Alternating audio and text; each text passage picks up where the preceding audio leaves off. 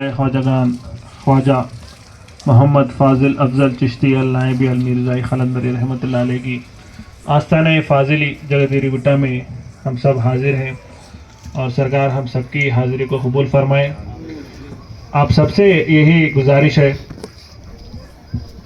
तेलुगु या हिंदी उर्दू तो भी ठीक है, मैं तेलुगु में बोलता हूँ। ఇప్పుడు శ్రీ సద్గురు హజరత్ ఖ్వాజా మొహమ్మద్ ఫాజిల్ అఫ్జల్ చిష్తి అల్ నాయబీ అల్ మిర్జాయి ఖలందరీ రహమతుల్లాహి అలైహి అప్పగారి యొక్క నెల ఫాతిహ ఆస్థానే ఫాజిలి జగగిరి గుట్టలో మనం ఈరోజు అందరం హాజరమైనాం. అప్పగారు మన ఈ హాజరీని కబూల్ చేయాలని మనం అందరం దువా చేయాలి. అదేవిధంగా ప్రతి నెల ఇదే విధంగా మనం అప్పగారి ఫాతిహ జరుపుకోవాలి. ఇక్కడ మనం ఎవరికి మధ్యలో ఎటువంటి భేదాలు ఉంచకుండా కమిటీ మెంబర్స్ అదేవిధంగా చుట్టుపక్కల ఉండే అందరూ ఒకరికొకరు అన్నదమ్ముల మనం, ఎందుకంటే చూడండి మనం ప్రపంచరికంకి చాలా దూరంగా ఉన్నాం. ప్రపంచరికంలో ఏముంటుంది, అన్నదమ్ములు అక్క చెల్లెలు ఇవి నడుస్తూనే ఉంటాయి. కానీ వాళ్ళ బంధం అనేది శారీరక సంబంధం, అది రక్త సంబంధం. మనం ఉన్నది ఆత్మబంధం, ఆత్మ సంబంధం. మనది శరీరం అనేది నశ్వరం. శరీరం ఈరోజు ఉంటుంది, రేపు నశ్వరం అయిపోతుంది. శరీరానికి రేపు మనం బొందబెట్టగానే మన బాడీ అరిగిపోతుంది, మొత్తం నాశనం అయిపోతుంది. కానీ ఆత్మ అనేది శాశ్వతంగా ఉంటుంది. ఆత్మ అనేది శాశ్వతం. ఆత్మ ఇక్కడ కూడా శాశ్వతం. రేపు మనం ఐక్యమైన తర్వాత కూడా మన ఆత్మ, మన శరీరం అపగారి దగ్గర పోదు, మన ఆత్మ అపగారితో కలుస్తుంది. కాబట్టి మనం మన యొక్క ఆత్మ బలాన్ని పెంచుకోవాలి. ఆత్మ బలాన్ని పెంచుకోవడం అంటే ఎట్లా? ఆత్మబలం ఎప్పుడు వెలుస్తుందంటే మనం అప్పగారి ధ్యానంలో ఉన్నప్పుడు, అప్పగారిని మనం స్మరించినప్పుడు, అదేవిధంగా అప్పగారి యొక్క నామస్మరణం, తారక మంత్రం, మనం తారక మంత్రం చేస్తాం ఇంట్లో. తారక మంత్రం, సంపూర్ణ ప్రథమ ధ్యానం, ఇవన్నీ దానికోసమే తీసుకొచ్చారు పెద్దలు.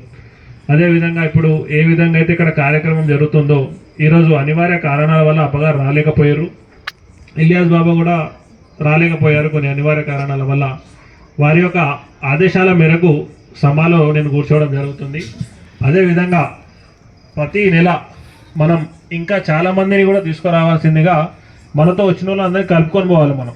ఎందుకంటే ఇది అప్పగారి పని, మన పని కాదు, నీ పని నా పని కాదు. అప్పగారి పని అందరం కలిసిమెలిసిగా కలిసికట్టుగా ఉండి మంచిగా మనం పని చేయాలి.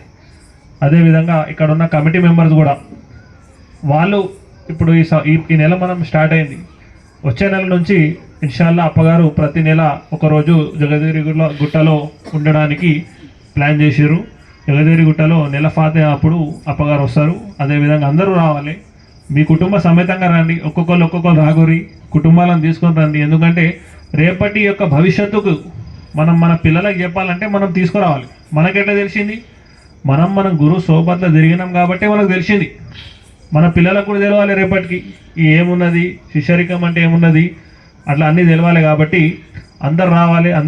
అదేవిధంగా కమిటీ మెంబర్స్ అనే కాకుండా అందరూ కూడా ఎవరెవరైతే ఏంటంటో మీతోని ఏ సేవ అయితే మనం ఆ సేవ చేయడానికి. ఎందుకంటే ఇప్పుడు హైదరాబాద్లో మనం లెక్క పెట్టుకుంటే మనకు ఆశ్రమాలు చాలా ఉన్నాయి, తెలంగాణ వ్యాప్తంగా చాలా ఉన్నాయి. హైదరాబాద్లో మనకు స్థానం ఉన్నాయి, ఒకటి యాప్రాల్ గుట్ట, ఒకటి జగదేరి గుట్ట. ఇవి రెండు, జగదేరి గుట్ట కూడా చాలా పాతదైన ఆశ్రమం మనది, ఇప్పటిది కాదు, చాలా సంవత్సరాలు అయిపోయినాయి ఆశ్రమం పెట్టి. కాబట్టి ఇవన్నిటినీ కాపాడుకోవాల్సిన అవసరం కూడా మనందరికీ ఉన్నది.